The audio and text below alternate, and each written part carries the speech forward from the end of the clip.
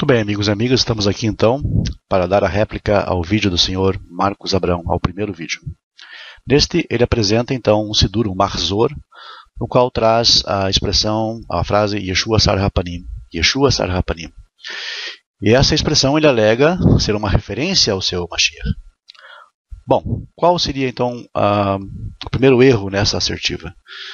Todos sabem que o judaísmo rejeita Yeshua, Jesus ou qualquer outro nome que se dê a um Mashiach que já veio, porque Mashiach não veio ainda para o judaísmo. Portanto, está fora de cogitação, né? Essa expressão não é uma referência a Yeshua, o Mashiach, ou o Messias do Senhor Abraão. E considerando então esse absurdo, essa assertiva ou afirmativa absurda, é natural então que procuremos entender por que essa expressão está lá e o que ela significa. Eu vou citar de um trabalho do professor Yehuda Libs, chamado Malachei Kol HaShofar VeYeshua Sar HaPanim, que ele publicou em hebraico. Vou disponibilizar para vocês o link de todo o material. E nesse artigo ele fala que a expressão teve origem na tradição judaica, ou numa tradição judaica não tanto conhecida, derivada de Yosef Karo, em sua obra Magid Meisharim. Em Magid Meisharim, na Parashat Miketz, ele coloca Yeshua ben Nun em companhia de Metatron. E também o Rabi Natan Spira coloca em sua obra Megalei Amukot o profeta Eliyahu em companhia de Metatron. Então nós entendemos que a referência seria a Yeshua ben Nun, Josué, filho de Nun, como queiram. Em algumas outras fontes nós também temos a referência a Yeshua ben Yehotzadak, que é o sumo sacerdote do retorno do exílio. Ambos os nomes foram encurtados de acordo com a tradição judaica, segundo Esdras 10:18 e Neemias 8:17. Nós vemos lá então que os nomes de Yehoshua passaram a ser Yeshua. E o Talmud, no tratado Arachim 32b, diz que o encurtamento de um nome é, então, sinal de desaprovação divina. Se, digamos, as pessoas querem ter Yeshua como Mashiach, eles têm que entender pela tradição que o encurtamento do nome é o sinal de desaprovação divina. Bom, qual então a questão? Por que algumas versões dos Mahzorim preservaram a expressão Yeshua Sar HaPanim? Bom, ocorre que o problema começou posterior à Idade Média, com seitas judaico-cristãs derivadas de seguidores do Shabbatai Zevi, ou do restante, do remanescente dos seguidores dele, que acabaram então se tornando cristãos. E eles acabaram confundindo as coisas e enxergando nessa expressão Yeshua Sar HaPanim, dos Mahzorim, uma referência, uma possível referência ao seu Mashiach. E aí a confusão começou. Bom, não foi tirada então a expressão, porque, em fim de contas, não havia até então, da boca dos cristãos de fala hebraica, ou que falavam hebraico, menção ao nome Yeshua, e sim a Yeshu, seguindo o padrão tradicional judaico da pronúncia galileia do nome a quem eles acreditavam ser o Mashiach. Então ninguém usava o nome Yeshu, e passou isso as pessoas passaram a ver isso como uma referência ao seu Mashiach. E um outro ponto interessante é que confundiram absolutamente, porque seria ilógico, como eu falei, numa obra judaica, obra sacra judaica, Tekiat Shofar, os Mahzorim, os Sidurim, ter um nome de uma pessoa que é considerada, um personagem que é considerado rebelde em relação à Torá. Seria o mesmo que tivéssemos ali o nome de, por exemplo, uma divindade hindu ou de um profeta de outra religião qualquer, etc. Então, absolutamente ilógico. Há um folclore judaico, baseado em algumas tradições populares, que diz que associa a pessoa de Korach, o mais célebre rebelde judeu, a Yeshu. E, segundo a tradição, segundo esse folclore, Korah permanece à entrada do Geinom para testemunhar as almas que ali então descem para a sua retificação, enquanto Metatron e Eliahu estão à porta do Gan Eden para receber as almas que ascendem diretamente ao paraíso pós-mortem.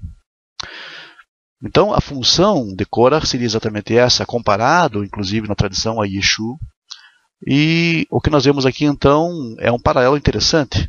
Se eles querem ver Yeshua como seu Mashiach e pensam que ali temos uma referência a Yeshua, cabe dizer, então, que a função do Sar Hapanim não é tão assim nobre como se pensa, ou tão maravilhosa como se pensa. Em fim de contas, a função dele é descer, como o próprio nome diz, Panim, interior, e testemunhar, então, ali a passagem das almas para o Geinom.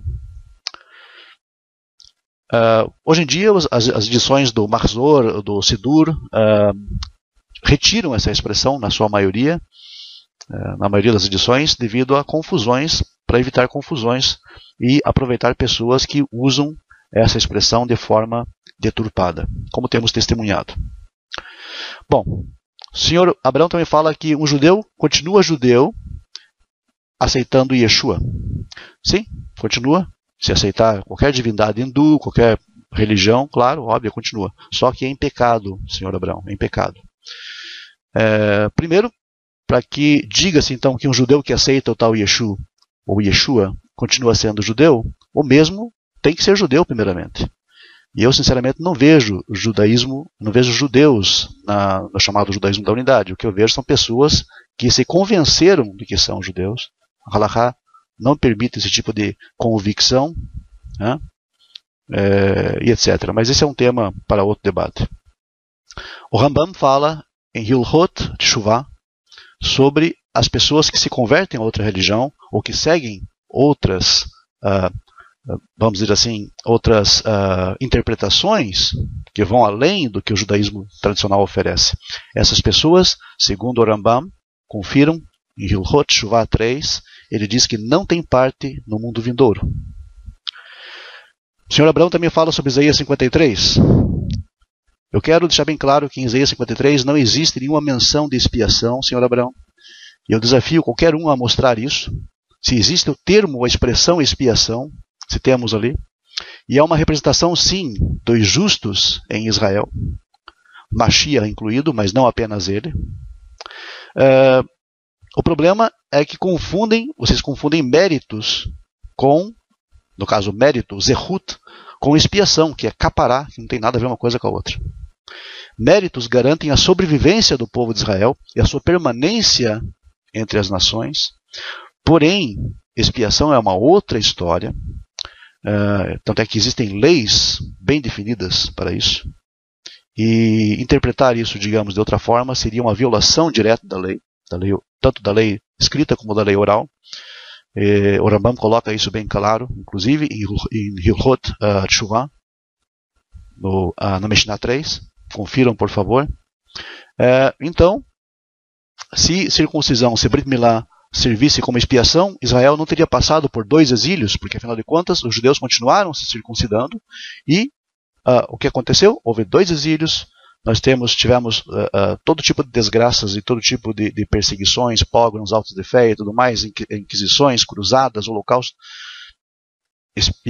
Brit Milá, circuncisão, é sim uma mitzvah, não tem nada a ver com expiação. Mitzvah é individual. Tanto é que a circuncisão, obviamente, não preciso explicar porquê, é uma prática absolutamente individual e é um cumprimento da vontade divina para aqueles que estão no pacto ou pretendem inserir-se no pacto. Quanto à citação que o senhor Abraão faz do Zohar, eu quero dizer para o senhor Abraão, que essa citação está errada. O senhor precisa ler o contexto da Parashá Vayakhel, do Zohar, 335, 336.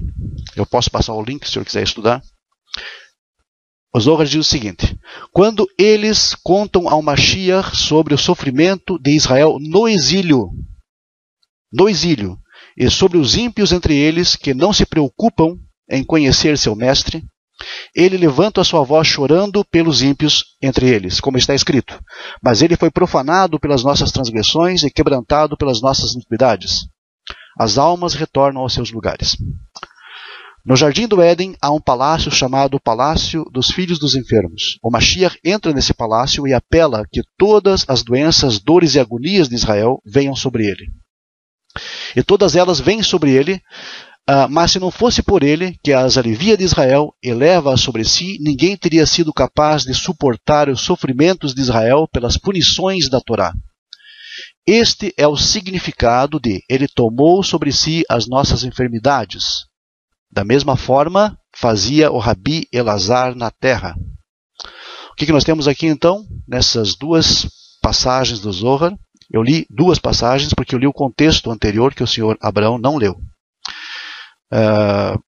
Até porque nessa versão que ele usa, essa tradução do Zohar, é um livrinho, um livro pequeno, que traz, digamos, uma condensação de várias passagens sem contexto. Eu estudo o Zohar no aramaico e, então, fiz questão de traduzir essa passagem para os senhores. Na Parashá Vayakhel, Zohar 3.3.5 diz que Mashiach sofre por Israel no exílio. Portanto, Mashiach sofre antes da sua manifestação. Isso é um conceito óbvio no judaísmo. Chama-se dores do nascimento do Mashiach. As dores que o mundo todo passa, ou sofre, Israel passa, antes da revelação do Mashiach. Portanto, não tem nada a ver com o Mashiach sofrendo durante a sua revelação. Não durante, mas sim antes da sua revelação. Sofre por Israel na Galut. E ele não é único, porque o próprio final da 336, da Mishnah 336, na Parashá Vayakhel, vamos colocar assim, diz o seguinte: da mesma forma, assim como o Mashiach, da mesma forma fazia o Rabi Elazar na terra. Então, não existe aqui a ideia de um Mashiach sofrendo por todos, mas sim dos justos, aí volta ao tema de Isaías 53, os justos favorecendo aqueles que precisam de expiação e de perdão divino. Ou seja, intercede, como diz por eles, por meio da oração, por meio de várias formas. Portanto, não temos aqui uma expiação, senhor Abraão, nós temos aqui simplesmente uma referência aos justos em Israel que fazem a sua parte por aqueles que estão em erro. Sugiro então que o senhor leia melhor o seu Zohar, o seu Zohar, ou então busque na fonte original, como nós sempre temos feito. Portanto, com relação também aos nomes, ao nome Yeshu, no caso que foi colocado no final do vídeo do senhor Abraão, nós não temos nada a declarar, porque, em fim de contas, eu pessoalmente acredito que aquilo não é uma referência ao Mashiach cristão, ou Mashiach do judaísmo da unidade, o judaísmo messiânico, sei lá, é tanta confusão que a gente não sabe o que dizer. Não é referência a esse personagem, trata-se de outras pessoas, não tem nada a ver com o Yeshua do Brit Hadashah, do Jesus do Novo Testamento, nada disso. Até porque eu tenho sérios questionamentos, todos sabem da minha posição, eu não creio na historicidade desse que vocês chamam Mashiach. Certo? Por quê? Porque as fontes que vocês têm são fontes espúrias, são fontes que vocês herdaram, uma herança maldita, romana, uma herança que foi plantada para o mundo, e infelizmente as pessoas ainda continuam comendo dessa mesma mão.